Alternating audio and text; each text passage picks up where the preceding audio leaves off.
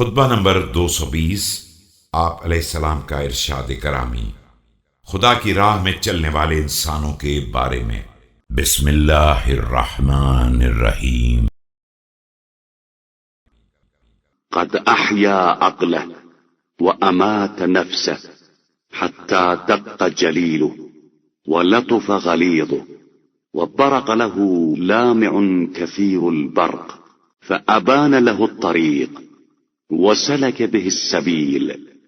ایسے شخص نے اپنی عقل کو زندہ رکھا ہے اور اپنے نفس کو مردہ بنا دیا ہے، اس کا جسم باریک ہو گیا ہے اور اس کا بھاری بھرکم جسد ہلکا ہو گیا ہے، اس کے یہ بہترین ذوپاش نور ہدایت چمک اٹھا ہے اور اس نے راستے کو واضح کر کے اسی پر چلا دیا ہے۔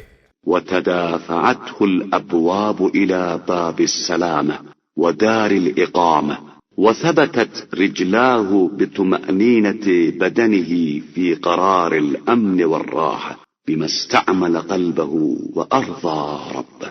تمام دروازوں نے اسے سلامتی کے دروازے اور ہمیشگی کے گھر تک پہنچا دیا ہے، اور اس کے قدم طمانینت بدن کے ساتھ امن و راحت کی منزل میں ثابت ہو گئے ہیں کہ اس نے اپنے دل کو استعمال کیا ہے اور اپنے رب کو راضی کر لیا ہے۔